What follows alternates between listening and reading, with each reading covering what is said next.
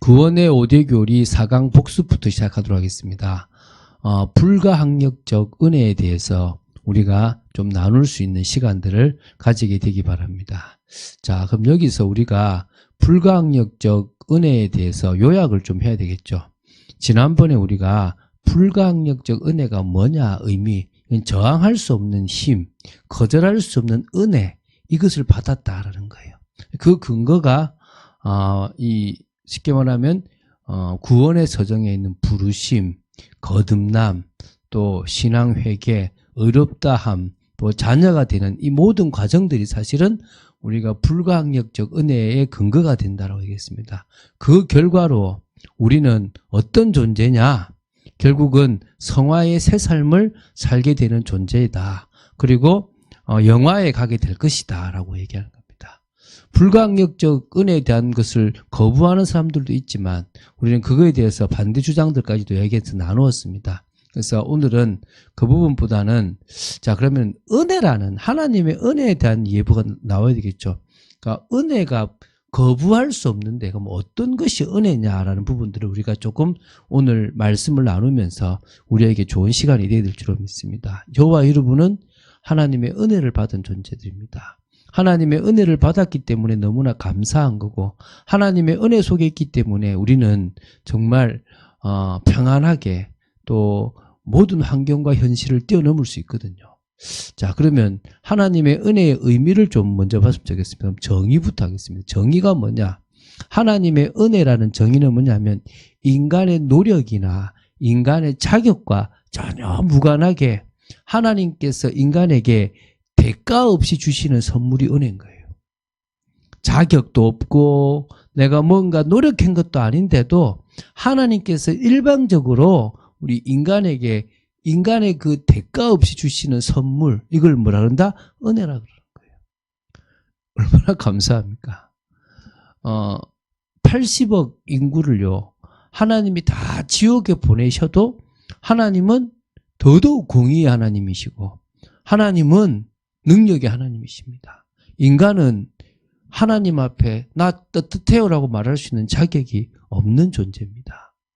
그래서 우리가요, 지금도 많은 하나님 앞에 보따리 내놓으라는 소리를 안 하는 겁니다. 여러분도 안 하게 되길 바라고 아마 안 해가고 있을 거라고 믿습니다.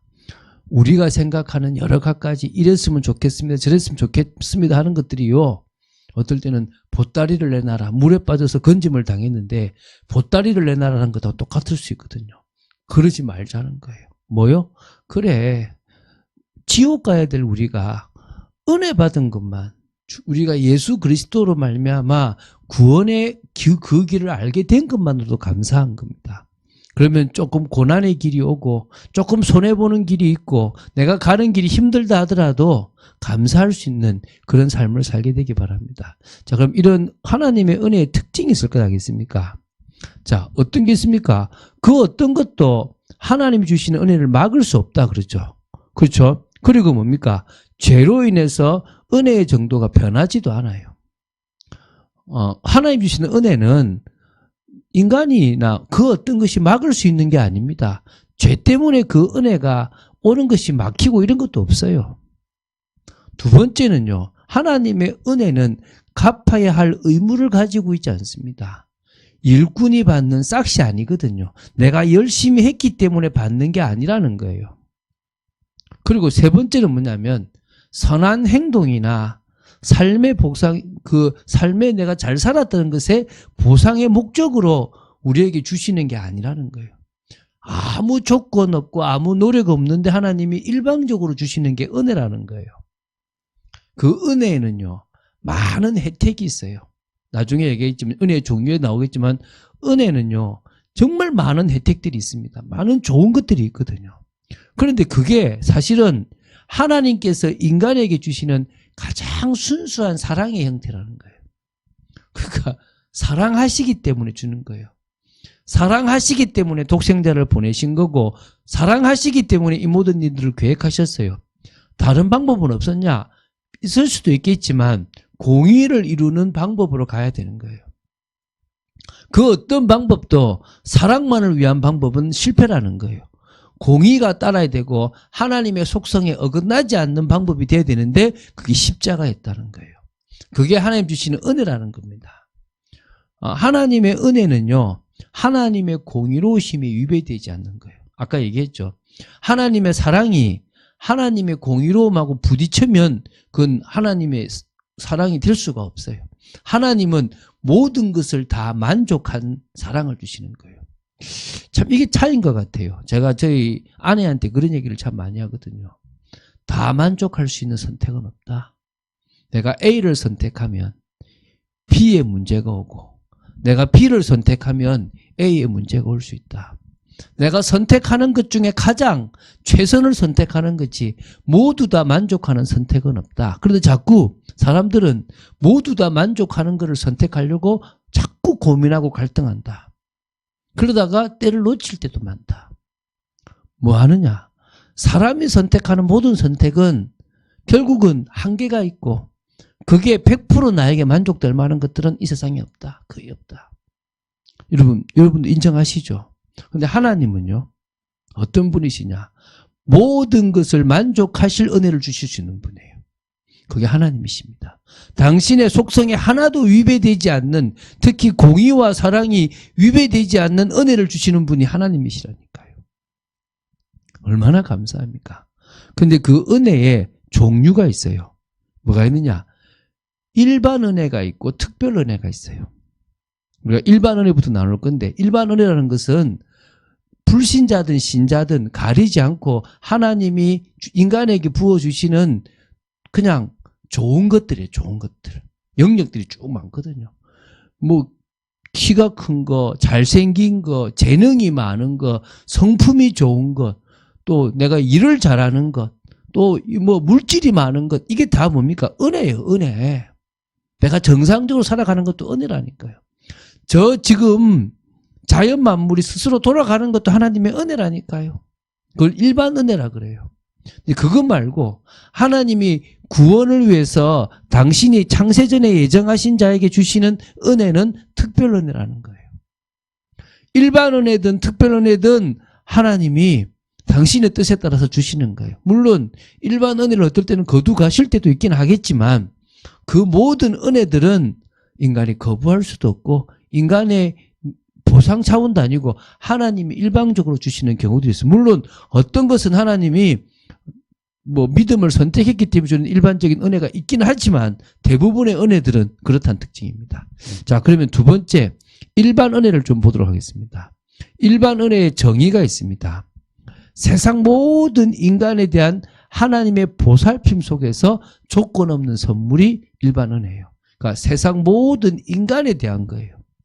그 인간을 보살피시는 하나님의 보살핌이 은혜인데, 그래서 조건 없이 하나님이 어떤 사람은 키가 크게도 키가 작게도 어떤 사람은 말을 잘하게도 목소리가 좋게도 지혜가 있게도 돈을 많게도 성품이 좋게도 건강하게도 오래 살게도 다 하시는 은혜들이란 거예요. 그래서 이 일반 은혜의 특징은 뭐냐면 믿는 자와 불신자를 구분하지 않아요. 어떨 때는 믿는 자보다 불신자가 더 많이 받아 누릴 수도 있는 거예요. 모든 인간에게 베푸시는 하나님의 은총, 하나님의 선물이라니까요. 그러니까 여러분 어떻게 보면 참 부럽다 싶을 때 있잖아요. 참 저 사람 뭘 잘한다. 왜 나는 저런 걸 못할까 싶을 때 있잖아요. 그 사람은 일반 은혜를 많이 받은 거예요. 어떤 사람은 태어났는데 참 힘들게 태어났어. 어떤 이유인지 일반 은혜를 작게 받았다라고 보시면 돼요. 저 살인자나 이런 사람들은 뭐 고의로 했다면 더 사람을 이렇게 사랑하는 어떤 일반 은혜가 적다라고 보셔도 되겠죠. 두 번째는 뭐냐면 하나님의 세상의 그 일반적 체제에서 나타나는 성령의 사역이라는 거예요. 그러니까 하나님이 만드신 이 일반적 그러니까 세상의 일반적인 체제라는 거예요. 그러니까 이게 어떤 의미에서 이 은혜가 있음으로 말미암아 인간의 타락 정도를 억제도 해줄 수 있는 부분들이 있어요. 그러니까 일반 은혜든 특별 은혜든 성령의 역사로 되어지는 거예요. 그래서 우리가 호흡처럼 이렇게 근처에 미쳐 있는 그게 일반 은혜라고 보시면 됩니다. 그래서 어떨 때는요 일반 정부를 통해서도 나타나요. 그 죄의 무법성이나 사악함을 억제하기 위해서 하나님은 세상 정부를 사용하세요. 그래서 로마서 그 13장에 보면 모든 권세에 복종하라, 이렇게 그 권세를 따르라고 하는 것은요, 뭐 나쁜 정권을 따라가라 이 말이 아니라 그 정권이 가지고 있는 공권력이라고 말하죠. 사법권을 말하거든요. 재판을 하고 이렇게 우리 잘못한 것을 혼내고 하는 그런 그 공권력이 뭐랍니까? 순종하라는 거예요.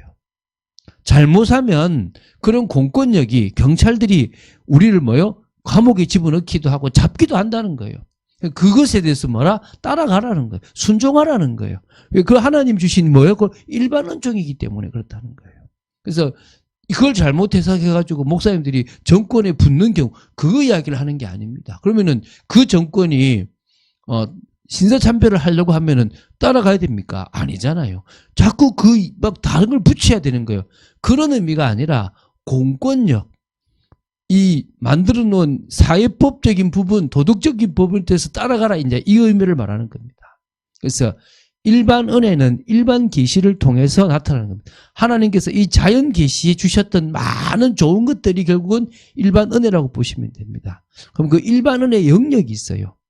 우리가 보통 말하는 육체적인 영역, 사람 몸에, 또 지적인 영역, 도덕적인 영역, 창조적인 능력 있잖아요. 영역. 뭐 어떻게 보면 재능이나 기능, 달란트 이런 게 있잖아요. 사회적인 관계 속에서 영역, 또 심지어 종교성을 가지고 있는 이 영적인 것까지 다 하나님의 뭡니까? 일반 은혜를 말하는 거예요. 그러니까 일반 은혜가 미치지 않는 영역은 이 땅에 있다 없다? 없다. 다 미친다는 거예요. 근데 그 중에서 하나님께서 뭘 주셨다? 우리에게 특별 은혜를 주셨다는 거예요. 저와 여러분에게 특별히 은혜를 주셨다는 거예요. 그 은혜가 바로 구원을 위한 은혜인 거예요. 그래서 정의를 내려본다면 이런 거예요. 인간으로 하여금 예수 그리스도를 구세주로 믿게 하는 성령님의 사역이라는 거예요. 예수님을 그리스도로 구세주로 믿게 해서 우리를 구원하시는 은혜, 이게 특별 은혜라는 거예요. 그래서 그 특별 은혜의 특징이 있다니까요. 첫 번째가 뭐냐면 하나님께서 예정하신 자에게 적용되는 은혜예요. 아무한테나 적용되는 게 아니에요. 우리가 그 은혜에 적용됐다는 것은 창세 전부터 우리를 하나님이 아셨고 사랑하셨다는 거예요. 그런데 참 희한하죠. 나는 그런 갈등이나 어려움이 당하지 않으면 예수 안 믿을 사람이었다는 거예요. 또 그런 갈등이 없어도 예수는 믿을 수 있는데 그 갈등과 아픔이 다른 사람을 살리는 데 쓰임받을 것 같으면 허락도 하시는 거예요. 그런 의미에서 여러분, 우리의 과거에 생각하고 싶지 않았던 모든 과거들은, 상처들은, 아픔들은 하나님이 또 다른 일을 위한 축복이라고 보시면 돼요. 여러분, 옛날에 그 구성애라는 사람이 있었어요. 아우성이라고 이렇게 그런 부분들을 이렇게 이야기했는데, 한마디로 목사님 딸인데요. 초등학교 때 옆에 있는 이웃에 있는 대학생 오빠로부터 성추행을 당한 거예요. 그걸 언제 엄마 아빠가 수요 예배 드리러 간 사이에 벌어진 일인 거예요. 그 애가 이상한 모습을 보고 엄마가 눈치를 채고 아이를 불러서 너 잘못 아니다 라고 하면서 아이에게 힘을 주고 그 죄책감을 가지고 있는 그 아이를 살려준 거예요. 그러면서 이 아이가 힘을 얻어서 자기처럼 상처받은 사람들을 위해서 그 성상담을 해줬거든요. 참 가슴 아프죠. 너무 가슴 아프잖아요. 하나님도 어찌 보면 그 한 딸이 이 성추행을 당하는 그 아픔을 허락하는 게 얼마나 가슴 아픕니까? 그러나 그렇게 이 세상 속에서 많이 고통당할 사람들을 위해서 하나님이 그 악이 악을 만들어내는 것을 허락하신 거야. 이게 하나님의 방법인 거예요. 그럼 여러분들이 가지고 있는 나는 이것 때문에 힘들었어 라고 말하는 모든 상처나 모든 아픔들을 경험할 때 뭐요? 그래, 하나님이 나를 구원하시려고 했든지 구원받을 사람들을 위해서 나에게 이런 경험을 허락하셨구나. 심지어 그랬잖아요. 그 스데반을 하나님이 일찍 데려가시잖아요. 근데 참 비참하게 데리고 가시잖아요. 좀 좋게 데려가시면 좋겠는데 어떻게 해요? 돌에 맞아서 죽게끔 데리고 가세요. 하나님 정말 가슴 아프셨겠죠. 그런데 그 순교자의 피가 예루살렘에 흘러야 돼요. 그 정도가 아니라 그 순교자의 피를 보고 사울이라는 사람, 바울로서 앞으로 축복을 누릴 그 사람이 돌아와야 되거든요. 그래서 하나님은 그 아픈 일들을 허락하신 거예요. 그런 의미에서 이 하나님의 특별 은혜, 어쩌면 일반 은혜를 받지 못했지만 주신 특별 은혜, 그 특별 은혜는요, 예정하신 자에게 적용되는 은혜라는 거예요.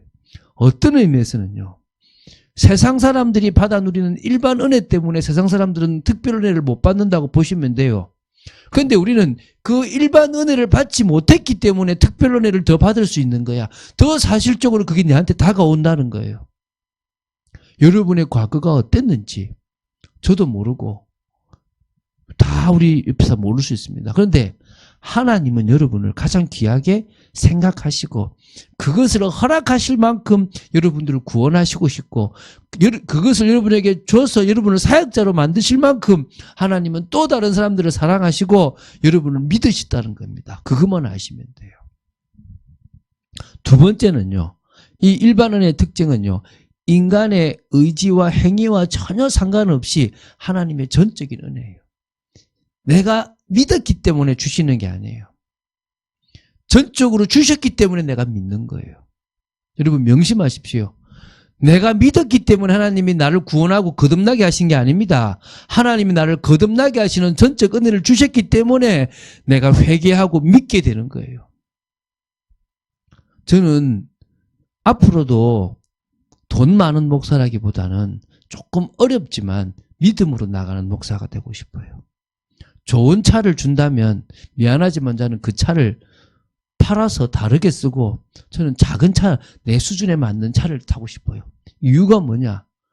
그 차를 운전을 못해서가 아니라 저는 저를 알아요. 그런 차들을 너무 타고 다니고 너무 잘 나가면 제가 넘어질 것 같거든. 그래서 저는 하나님 앞에서 적당선을 찾아서 더 큰 영적인 축복을 누려가려고 합니다. 그거 누린다고 영적인 건 못 누리지 않지 않냐고 하지만 제가 보니까 대부분의 사람들이 육신적인 걸 누리면 영적인 걸 못 누려요. 여러분 기도가 안 됩니까? 여러분 뭔가 자꾸 잡생각이 많고 조금 나태해집니까? 밥 한 끼만 굶어봐요. 한 끼 안 되면 두 끼만 딱 굶어봐요. 정신 들어옵니다. 기도가 됩니다. 육신과 영적인 것은 반비례해요. 육신이 편하면 영적인 것은 다운돼요. 육신이 힘들면 영적인 것은 올라가요. 반대입니다. 어떤 의미에서 우리를 쳐서 복종해라고 바울이 이야기한 의미를 저는 잘 알고 있는 거예요. 그래서 이 특별은혜의 특징 세 번째는 뭐냐? 은혜를 받은 사람은 거부할 수 없는, 그래서 불가항력적 은혜라는 거예요. 그 은혜를 받은 사람은 거부할 수가 없어요. 얼마나 감사합니까? 우리가 그 은혜를 받았다니까요. 우리가 그 비밀 속에 있다니까요. 여러분 복잡합니까? 힘듭니까? 단순해지시길 바랍니다. 근데 그 단순해지는 거는 내가 받은 특별 은혜의 의미를 알면 돼요. 하나님이 왜 일반 은혜를 더 안 주시고 특별 은혜를 주시려고 하시는지에 대한 이유를 알면 돼요. 나는 나를 믿을 수가 없어요. 여러분 믿지 마세요. 사실 저 여러분을 안 믿거든요. 저도 여러분도 저 믿지 마세요. 우리는 믿고 말고 할 관계가 아니라 같이 주님을 믿어가며 동력하는 거예요. 그 속에서 같이 하나 되어져 가는 거예요. 그런데 좀 힘 빠지면 힘 빠졌구나, 또 그럴 수밖에 없다라고 또 도와주고 기다려주는 거예요. 연락도 해보고 신경도 써보고, 그게 우리가 할 일입니다. 우리는 정말 그런 축복을 누리는, 그래서 자 정리를 해보면, 자 이 하나님의 은혜라는 것은 모든 사람에게 베풀어 주시는 일반 은혜와 구원받은 자에게 베풀어 주시는 특별 은혜가 있다. 그래서 우리는 일반 은혜를 좀 적게 받을 수는 있지만 특별 은혜를 과하게 받은 존재이기 때문에 우리는 하나님의 은혜 속에서 사랑받은 자다. 오늘 그거에 대한 확신을 가지시고 응답받는 여러분 되시기를 주 예수 그리스도 이름으로 축원드립니다.